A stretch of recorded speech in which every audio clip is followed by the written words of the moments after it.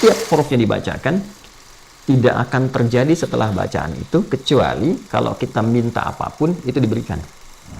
Bahkan kalau nanti ada hamba yang kurang yakin, imannya dipertanyakan. Sedang berdiri, masih berdiri, belum selesai sholat. Turun malaikat. Kalau hamba berkata, iyyaka na'budu wa iyyaka nasta'in, maka Allah langsung menjawab. Perhatikan jawabannya.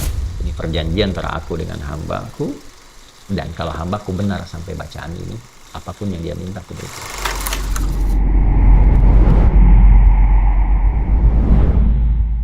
Singkatnya, ini hadis diriwayatkan oleh sahabat Ibnu Abbas radhiyallahu taala anhuma, menyampaikan satu pesan luar biasa bahwa Nabi SAW satu waktu itu mendengar semacam suara pintu terbuka, kan? Kemudian setelah itu beliau menengok ke langit, tiba-tiba pintu langit terbuka. Ya. Secara singkatnya aja turun malaikat Jibril alaihissalam, lalu menyampaikan kabar gembira kepada Rasulullah SAW. Abshir bin Nuraini, ya, kata malaikat Jibril alaihissalam, ya aku berikan kabar gembira dengan datangnya dua cahaya. Dengan dua cahaya ini khusus diberikan kepada Muhammad SAW dan tidak pernah diberikan pada nabi-nabi sebelumnya. Apa itu dua cahaya itu? Surah Al-Fatihah dan penutup surah Al-Baqarah. Ya, nanti di hadis terusannya kalau kita baca itu detailnya itu dua ayat terakhir surah Al-Baqarah. Amanar Rasul sampai la yukallifallahu nafsan illa wus'aha. Nah, komen yang paling menarik saya ingin tunjukkan di akhirnya tuh, yang kalau dibacakan setiap hurufnya, ya, setiap hurufnya dibacakan tidak akan terjadi setelah bacaan itu kecuali kalau kita minta apapun itu diberikan. Ya, kalau benar bacanya ya. Nah, lihat nih komennya. Ya, bismillahirrahmanirrahim. Qala, saya sampai ujungnya saja, ya. Lan taqra'a bi harfin minhuma illa u'titahu. Tidaklah engkau membaca satu huruf pun dari dua surah itu, Al-Fatihah dan Al-Baqarah, khususnya yang terakhirnya, dua ayat terakhir, ya. Illa u'titahu, kecuali kalau engkau kemudian berharap sesuatu, berdoa minta sesuatu, setelah itu berpotensi dikabul. Kalau benar berdoanya, ya. Nah, sekarang hadis ini memberikan kesan bahwa surah Al-Fatihah dan surah Al-Baqarah, ya, khususnya dua ayat terakhirnya, kalau kita ambil Al-Fatihahnya dulu, ya, karena pertanyaan tadi di Al-Fatihah, ini memiliki keutamaan yang bisa digunakan untuk tawassul. Tawassul itu menjadikan amal soleh sebagai perangkat yang kita mohonkan dengan amal soleh itu kepada Allah untuk mengabulkan doa atau memudahkan apa yang akan kita kerjakan atau menggapai apa yang kita harapkan. Ya, dari mana Ustadz itu konsep tawasul adanya? Allah langsung sampaikan. Di mana? Surah Al-Maidah ayat berapa? Ayat 35. Ya ayyuhalladzina amanu taqullaha wabtaghu ilaihil wasilah. Hai semua orang yang beriman, ya kan? Tingkatkan takwamu kepada Allah dan carilah dengan amalan takwa itu wasilah. Wabtaghu ilaihil wasilah. Jadi kalau rezeki misalnya ingin sesuatu, ya, yang dimudahkan oleh Allah, mau kerja nih dapat kemudahan, istri mau lahiran tadi kan, nah, biasanya fitrah kita kan minta berdoa kan, ya kan? Nah, doa itu bagian dari tawassul, amal soleh, itu fitrah manusia kan, kalau dia merasa lemah dia minta kepada Allah kan, kepada Tuhannya kan, Rabbul Alamin. Nah, doa ini bagian dari tawassul. Nah, apa yang dibaca dalam doa ini? Di antara sekian yang bisa kita bacakan dalam doa, surah Al-Fatihah. Nah, jadi Al-Fatihah ini bukan sekedar surah yang diturunkan, ya, surah biasa, tapi surah ini juga bisa berperan sebagai wasilah, ya, yang kita bisa tawasulkan, memohon kepada Allah dengan bacaan surah itu, bahwa Allah mengabulkan hajat kita, mempermudah urusan kita, ya kan? Mengantarkan apa yang kita harapkan, mendatangkan apa yang kita inginkan. Itulah peran Al-Fatihah. Yang nerangkan siapa? Rasulullah SAW. Nabi dari mana? Malaikat Jibril. Kemudian yang meminta kita membaca itu, bagian dari tawassul, siapa? Allah langsung, Rabbul Alamin, Tuhan kita. Jelas ya? Nah, ini diantara rahasia kenapa kemudian Al-Fatihah dibaca dalam sholat. Fungsi sholat apa? Ya, betul. Dia ada 5 fungsi sholat, ya, yang paling pokok. Dan itu ada di dalam Quran. Di antara 5 ini, menariknya kita kan sholat 5 kali yang pokok kan, yang fardu kan. Nah, 5 kali sholat, ada 5 keutamaan dalam Quran.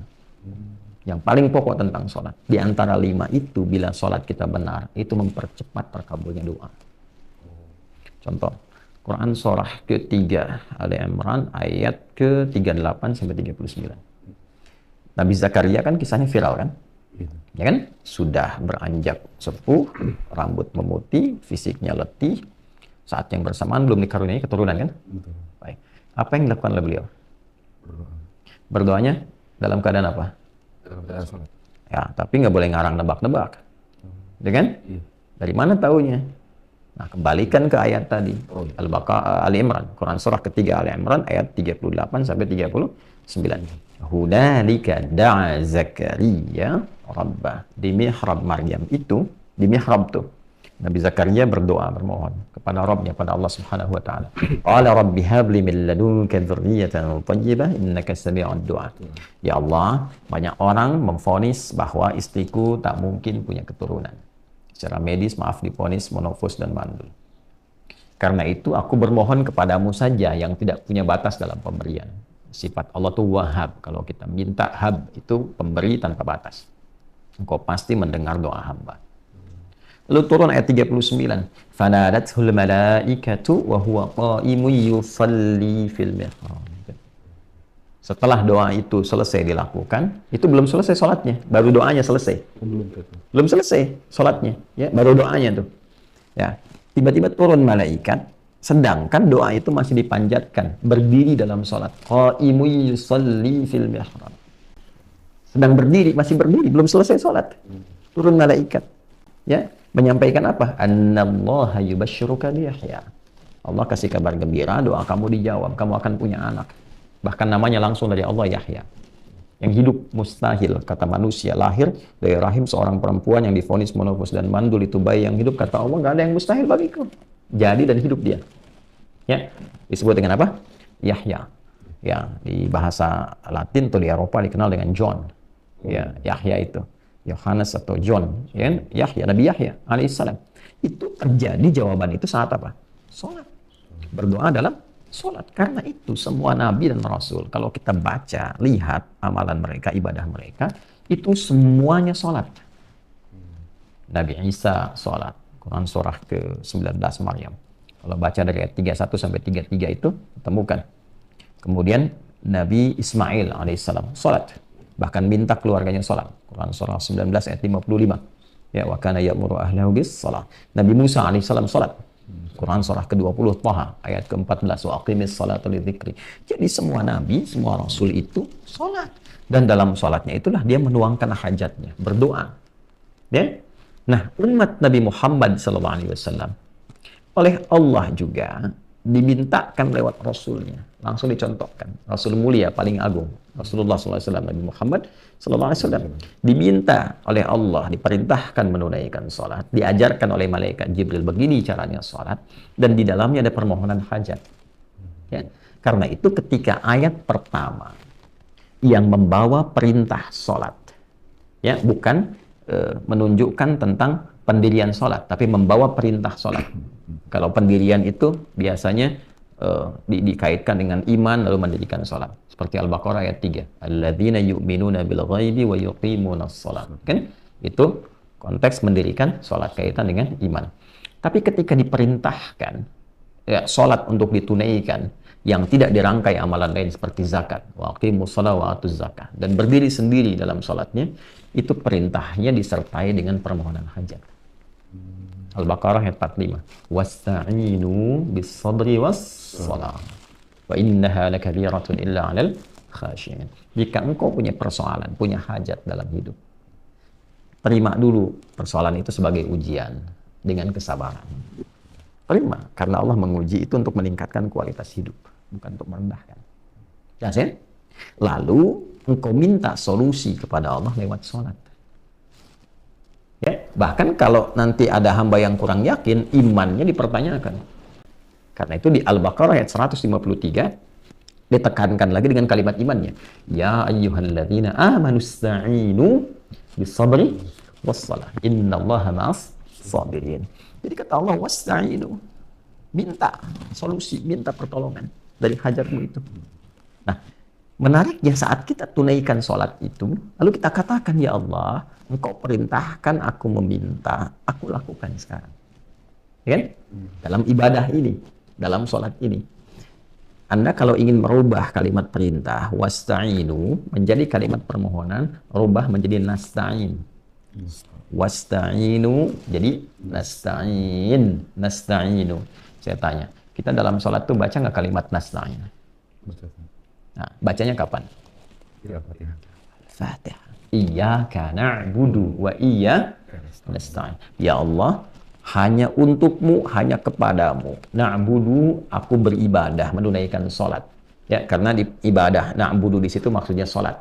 Ditemukan padanannya di Quran surah ke-20 Taha ayat ke-14. Innani anallahu la ilaha illa ana fa'budni. Kata Allah fa'budni, kita katakan iyyaka na'budu. Kan? Itu perintahnya. Fa'budni, kita bilang iyyaka na'budu. Ya kan?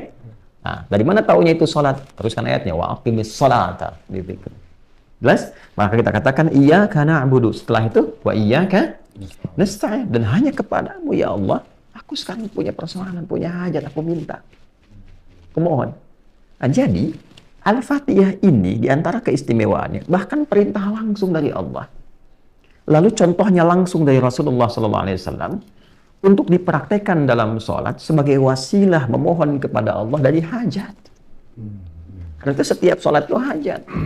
Dulu orang-orang kalau punya hajat tertentu yang sifatnya spesifik, ya, itu dia sholat. Lu minta.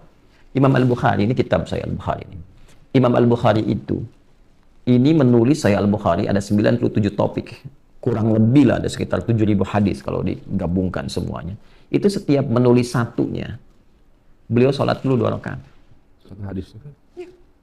16 tahun ditulis di Masjidil Haram. Jadi sebelum menulis itu sholat dulu. Kalau tenang, batinnya nyaman, merasa terdorong tidak ada masalah, nyaman, nulis. Kalau nggak tenang, nggak jadi. Sampai selesai di Masjid Nabawi di Al-Madinah Al-Munawwarah. Dan beliau membawa ini sebagai bekal untuk berjumpa Rasulullah. Nah, pasti bawa bekal apa tuh? Coba dengan Rasul. Jadi jangan bawa kontroversi di hadapan Nabi. Masa di hadapan Nabi mau bawa sunnah bid'ah. Dan ya bawa amal. Ketika kembali itu bawa amal, bukan bawa perdebatan. Ya. Nah, yang mau saya katakan, beliau sholat dulu. Ya, mempraktekkan ini. Nah, menariknya gini, tahu dari mana Al-Fatihah yang dimaksudkan itu kaitannya dengan solusi hajat? Nah, kita tidak beropini, hadis lagi. Kan tadi timbangan di awal, Quran dengan hadis. Caranya dari yang mana? Sahih Muslim lagi. Nomor hadis 397. Ya. Saya ini bukan ingin menunjukkan saya hafal, ini tidak. Karena kita kan ngaji. Ngaji. Kau mau baca, lihat sendiri, 397. Nah, ini ya. Ini saya kasih hijau, ini bukan nandain topik-topik sekarang kita ngobrol. Ini yang dulu-dulu saya lagi bahas, tandain. Baca kalau ini dari 395 sampai 397. Kalau Khalad tadi bin Rafi' kita sudah bahas. Nah, ini ya. Coba kita mulai dari 395-nya dulu. 392, 94, 95. Nah, ini ya. Coba tuh lihat tuh. Ya. Ya, ini Kitabus Shalah, topik nomor 4 ya. Nah, ini nomor 395. Dari sini dulu nih. Ya, ini kan panjang. Saya bisa bacakan hadisnya dari sahabat Abu Hurairah. Lihat ujungnya tuh. Ya, kalau dari sini ini kan kisahnya Khalad bin Rafi' ya. Kemudian setelah itu masuk ke orang yang mencuri-curi sholat karena dia berusaha untuk meninggalkan Al-Fatihah. Ini dari Abu Hurairah nih. An Abi Hurairah ya, radhiyallahu ta'ala anhu 'an Nabi sallallahu alaihi wasallam. Baik, saya bacakan cepat aja. Ya. Ini hadisnya qudsi. Ya, jadi hadis qudsi itu yang sanadnya tersambung langsung kepada Allah Subhanahu wa taala, dengan lalu disampaikan maknanya pada Rasulullah sallallahu alaihi wasallam, lafaz yang diterangkan kepada kita tapi dalam bentuk lafaz yang tegas. Ya, jadi Nabi langsung menisbatkan persanadannya kepada Allah. Qala Allah azza wa jalla. Baik ya, kalau hadis-hadis yang bukan qudsi, Nabi langsung mengatakan. Sanadnya tidak disambungkan langsung, tapi maknanya diberikan oleh Allah. Wa ma yantiqu 'anil hawa in huwa illa wahyu yuha. Wahyu kepada Nabi, Nabi sampaikan. Jadi hadis biasa itu bentuknya Allah ilhamkan berupa wahyu kepada Rasulullah SAW. Beliau lafadznya langsung dari Nabi disampaikan. Nabi menyampaikan innamal a'malu binniyat. Lafadznya dari Nabi. Tapi maknanya Allah yang sampaikan. Kalau Quran, lafaz dan maknanya langsung dari Allah. Jelas? Kalau hadis qudsi, itu maknanya dari Allah Subhanahu wa taala, lafaznya Nabi tegaskan tapi sanadnya Nabi sambungkan kepada Allah. Qala Allah azza wa jalla. Ya, kata Nabi, qala Allah azza wa jalla wa kama qala sallallahu alaihi wasallam, qasamtus shalah baini wa baina abdi. Allah itu berfirman, aku membagi salat itu dua bagian, antara hak aku dan hak hambaku. Ya, wali abdi masal, dan hambaku bila benar menunaikan kewajibannya sebagai hak aku. Jadi kalau ada hak ada apa? Kewajiban kan? Jadi hak Allah kewajiban kita, hak kita kewajiban Allah kepada kita. Saking adil dan rahman rahimnya Allah itu, padahal Allah tuh mudah saja mengatakan sholat loh, kita hamba. Tapi karena rahman dan rahimnya, ya menjelaskan kenapa engkau mesti sholat. Bukan hanya membuktikan keimananmu kepadaku, penghambaanmu kepadaku, tapi ada manfaat yang kau akan dapatkan dalam hidupmu untuk mempermudah tugasmu di dunia ini. Maka aku bagi dua bagian, kata Allah dalam sholat itu. Ya, kemudian ada bagianku, ada bagianmu nih. Wali abdi masal. Kalau engkau benar menunaikan kewajibanmu itu, aku berikan kewajibanku untuk memberi kepadamu apapun yang kau inginkan. Ya, selama itu baik untuk urusan dunia akhiratnya. Jadi ada posisi dalam sholat itu yang kalau kita benar, itu Allah mengabulkan apapun yang kita minta. Selama itu ada maslahat dunia akhirat. Jelas? Baik, kapan itu dimulai? Kata Allah, nanti kembalikan ke sini ya. Idza qala al-'abdu alhamdulillahi rabbil alamin. Itu dimulai saat hamba membaca alhamdulillahi rabbil alamin. Qala Allah azza wa jalla, Allah menjawab, hamadani 'abdi, hambaku sedang memujiku. Wa idza qala al-'abdu ar-rahmanir rahim. Kalau hambaku berkata ar-rahmanir rahim, qala Allah azza wa jalla, athna 'alayya 'abdi. Hambaku sedang menyanjungku. Wa idza qala al-'abdu malik yaumiddin. Kalau hambaku berkata malik yaumiddin, qala Allah azza wa jalla, Allah kemudian menjawab, majjalani 'abdi, hambaku sedang mengagungkanku. Perhatikan, idza qala al-'abdu iyyaka na'budu wa iyyaka nasta'in. Qala Allah azza wa jalla. Kalau hamba berkata iyyaka na'budu wa iyyaka nasta'in, maka Allah langsung menjawab. Perhatikan jawabannya. Hadza baini wa baina 'abdi wa li 'abdi ma sa'al. Ini perjanjian antara aku dengan hambaku, dan kalau hambaku benar sampai bacaan ini, apapun yang dia minta aku berikan. Jelas? Saya gambaran gini. Razki saya kasih waktu 1 menit. Ya. Untuk minta apa saja diberi. Ya. Kira-kira mau minta apa? Minta kalau 1 menit. Jadi itu panjang loh 1 menit itu. Betul, ya, apalagi kalau saya katakan cuma 5 detik.